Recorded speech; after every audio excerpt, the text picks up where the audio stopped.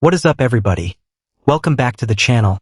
And if you are new here, hit that subscribe button right now because every single day we are bringing you the freshest New York Rangers news, rumors, and analysis. No filler, no fluff, just real talk for real Blue Shirts fans. Today, people, we have got a lot to get into. Training camp is right around the corner, the roster is starting to take shape, and the biggest question hanging over Madison Square Garden like a thundercloud is this. Is the retool actually working? Because look, after the disaster that was last season, after finishing dead last in the entire Eastern Conference, after 2 straight years watching the playoffs without us, the Rangers owe their fans some answers. And training camp? That's where those answers start. So let's get into it, buckle up, because this is going to be a deep one. Let's start by setting the scene, because if you weren't paying attention this offseason, you might not even recognize the roster Chris Drury is about to send onto the ice. This team looks genuinely different. And I don't mean different in a they signed a couple of guys in free agency and called it a day kind of way. I mean fundamentally, structurally different. The philosophy has shifted. The personnel has changed. And the pressure? Oh, the pressure has never been higher.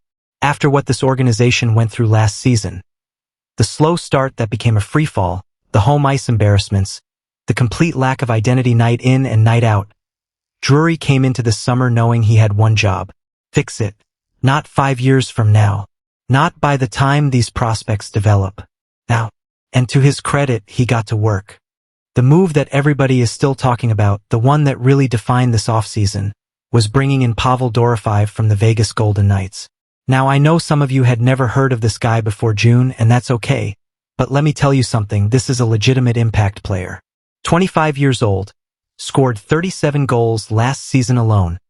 72 goals over the last 2 seasons combined. That's elite production. That's the kind of offensive punch the Rangers have been desperately missing ever since this roster started to age and slow down. And now Drury goes out and locks him up for 7 years at $77 million, which is an investment, yes, but when you're pairing him with Mika Zibanejad on the top line, you're building something that could genuinely scare opposing defenses again. The Zibanejad-Dorofeyev pairing is the headline going into training camp, and for good reason. That 1-2 punch at the top of the lineup is the kind of thing this franchise needs to sell tickets, sell hope, and most importantly, sell wins. But here's where I want to slow down for a second, because I think the Panarin situation gets overlooked in all of this excitement. Artemi Panarin was traded to the Los Angeles Kings. Let that sink in. One of the most gifted offensive players this franchise has had in decades gone. And that is an enormous hole to fill. You can argue all you want about contract, about fit, about the direction of the team, but the reality is that Panarin's departure took away one of the most dynamic forces in the entire NHL from a Rangers uniform. When you lose a player of that caliber, there is no one-to-one replacement. What you're hoping for is that the collection of new pieces creates something that adds up to more than the individual parts. And that is a high-wire act. Coming in from the Panarin trade, the Rangers did pick up winger Liam Greentree, who is going to get a long, hard look in training camp. Greentree is a prospect with real upside, and seeing how he performs when the pads go on is going to be one of the more fascinating storylines to follow as camp opens. Now let's talk about the blue line, because defense wins championships, and for years the Rangers have been trying to build something sustainable back there behind the elite talent of Adam Fox. This offseason brought in 2 names you need to know, Marcus Pettersson and Sean Durzi. Pettersson comes in as a defensive upgrade on the second pair, a guy who can eat minutes and be responsible defensively, which is exactly what this team needs alongside Fox at the top. Does Pettersson have some things to prove after a rough season with Vancouver last year? Absolutely. But changing environments and reuniting with a team that has clear structure could do wonders for him. Durzi slots into the second pair as well, which pushes Braden Schneider further down the depth chart into a third pair role. And look, the Schneider trade rumors are still swirling. They have not gone away. And that's going to be a subplot worth watching all through camp and into the regular season. When a guy that talented is getting pushed to the third pair, you either play through it or you push for a change of scenery. How Schneider responds to his reduced role is going to tell us a lot about his future in New York. On the left side of the defense, Vladislav Gavrikov is back and will once again form that impressive top pairing with Fox. That pairing on paper looks very strong going into camp. And then there's the prospect conversation. Albert Smits, the 18-year-old the Rangers grabbed with the 5th overall pick in the 2026 draft, is going to get a serious look this training camp. The question everyone in Rangerstown is debating right now is whether Smits is NHL ready enough to crack the opening night roster or whether he needs another year developing before he's thrust into a top 6 defensive role. Drury has not shut the door on that conversation.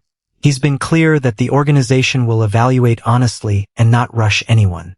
But if Smits shows up to camp and looks like he belongs, you better believe the pressure will mount to keep him. Same goes for Drew Fortescue, who didn't look out of place in 9 NHL games last spring. These prospects are no longer names on a list. They're knocking on the door for real roster spots. Which brings me to the prospect pool conversation, because this is another pillar of the retool that you cannot ignore. The Rangers prospect pool is now ranked 15th in the entire NHL. That might not sound like a blockbuster number, but for a franchise that was routinely at the bottom of those rankings not that long ago, it represents genuine progress. And Drury has been very intentional about building through the draft while simultaneously making win-now moves. That dual-track approach is what separates a retool from a rebuild. You're not blowing it up. You're not sacrificing the present for the future entirely. You're trying to thread the needle, stay competitive, add youth, develop from within, and buy yourself time to let the plan breathe. The Dora 5 trade cost real assets, including a top 10 protected first-rounder in 2028. That's the price of doing business in today's NHL when you want an impact player. And Drury has been transparent about the fact that it was a price worth paying.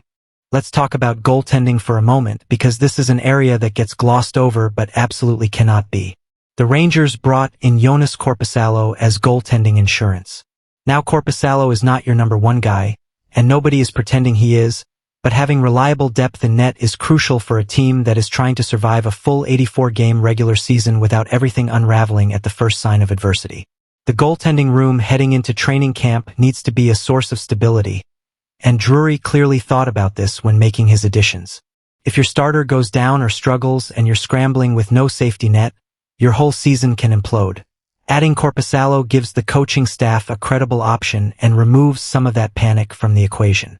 Now I want to address the elephant in the room because not everyone is drinking the optimism Kool-Aid right now, and honestly, I respect that. There is a very legitimate counterargument to the idea that this retool is working, and it goes something like this: we've been here before. Rangers fans have seen promising off-seasons become disastrous regular seasons. They've seen prospects hyped to the moon only to fall short when the lights came on. The pattern of overestimating what this prospect pool can deliver has burned blueshirts fans multiple times. And the critics are right that some of the expectations flying around out there for certain younger players do look inflated when you put them under a microscope. The truth, as one analyst bluntly put it, is that the prospect pool still has some uncomfortable questions attached to it, and the hype does not always match the reality of what these players will actually produce. That skepticism is healthy, and it's necessary. Training camp is where the real evaluation begins, where the real conversations happen, and where reality starts to separate itself from the narrative.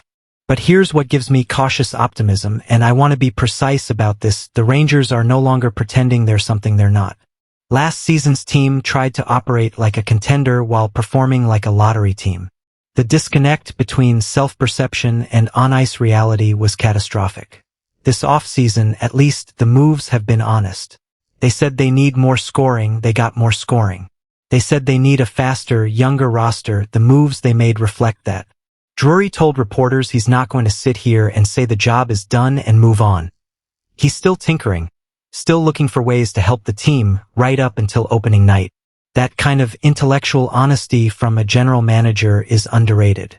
When a GM acknowledges the work isn't finished, that's not a sign of panic. That's a sign of accountability. And that's ultimately what the training camp narrative comes down to. This is the prove-it phase.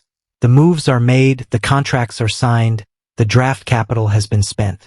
Now it's time to find out if this collection of players can actually function as a team, can build chemistry under the coaching staff, can compete in the Eastern Conference without getting swallowed up by the elite teams in that conference. The Metropolitan Division is absolutely brutal, and the Rangers are not walking into this season as favorites.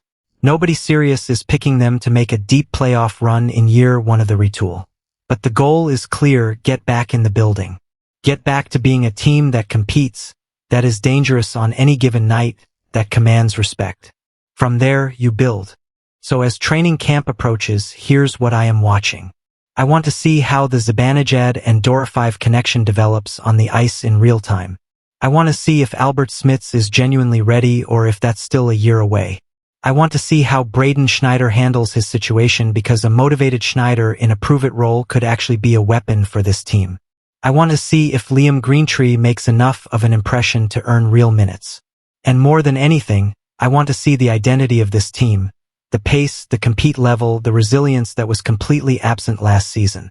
The retool is in motion. The pieces are in place. Now the Rangers have to go out there and prove it wasn't all just noise. Training camp is the opening chapter of that story, and I promise